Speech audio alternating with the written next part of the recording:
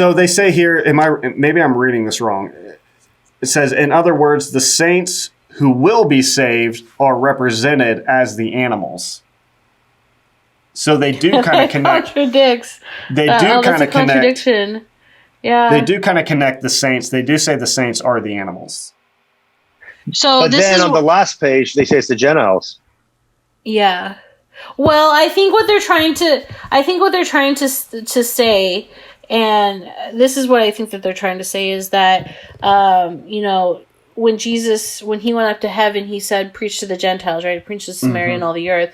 So the gospel's been open to the Gentiles. So those who receive the truth, those are the ones that are the Spirit and the bride are going to preach to the Gentiles, right? And the Gentiles are going to receive it and go to heaven. Which is the members of the WMSCOG, basically. Yeah.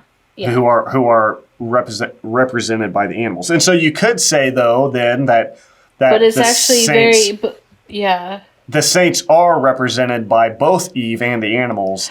Yeah. Here. Which is a interesting. whole another contradiction because they teach that and I have notes from 6-Day Creation where they teach that there's a difference between human and animal.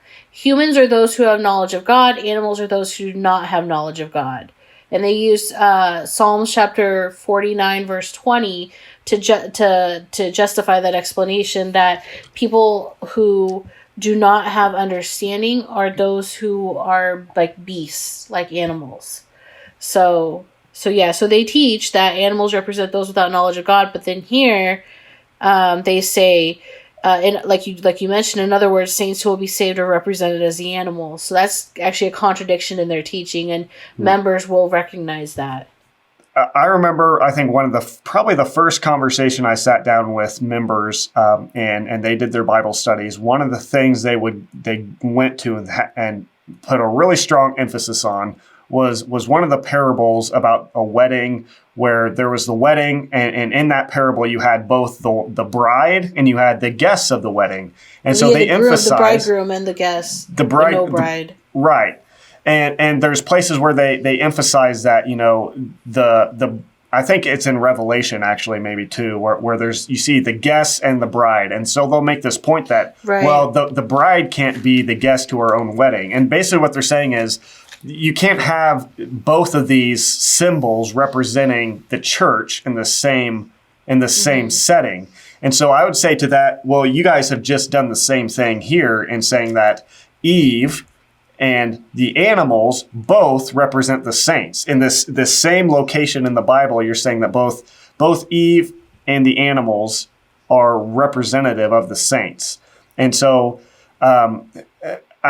I'm not sure. I think I'd be interested to hear. I don't know if you have any thoughts on that or if you see any holes in that. But when I came across that in this book, it just kind of stood out to me because I remembered how strongly they emphasized that point. And it seems I think that's a really good point because, first of all, the Bible doesn't say Eve. Correct me if I'm wrong, but it doesn't say Eve represents anybody, right? And so their logic to pull that out. So they're saying, again, without any Bible verse, that Eve represents, the saints, and then also Eve represents God the Mother, right? But the thing is how this is different than the word lamb or the word bride, right? Because the word lamb and the word bride are actually written down, and they have specific examples of where they go to in the Bible to say, hey, in this verse, lamb means Jesus, in this verse, lamb means God's people. But for Eve, they don't have specific places where they can go in the Bible and say, okay, in this case, Eve represents God the Mother, or in this case, Eve represents the saints. They're saying that Eve... Mm-hmm. Well, finish your thought. Well, they're saying Eve jointly represents the saints and also represents God the Mother. And I think that's an important point to...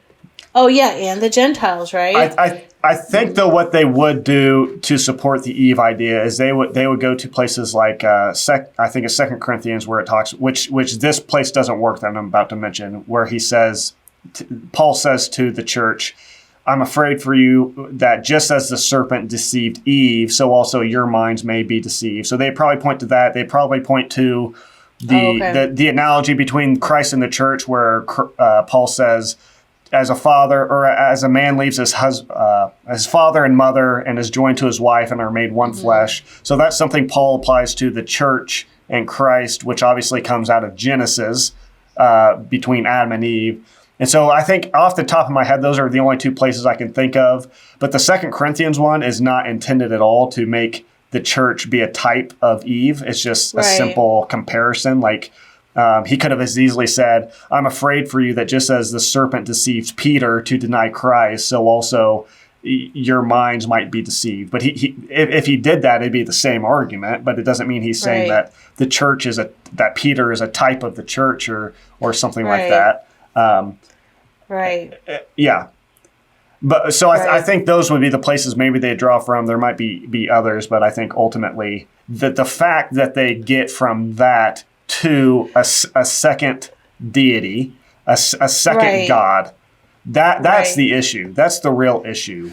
So they're doing it in two ways. That says that they're using the verse in Romans chapter 5 verse 14 where it says Adam represents a deity, therefore Eve, his wife, must represent a deity also, where it, again, doesn't say that. But they're doing it in two ways, because in the first part of chapter 1, they're saying that the wife of the Lamb has two meanings, and they're basically saying, the bride of Christ, which is spelled out in Ephesians and in, 2 Corinthians 11, they're saying that the bride of Christ is not only the church, but it's also a female deity. And then they're doing the same thing with the Eve, saying it's not only, the church, it's also a female deity. So they're doing it both. And both times they're doing it, they're just kind of assuming what they're trying to prove with no basis to do it.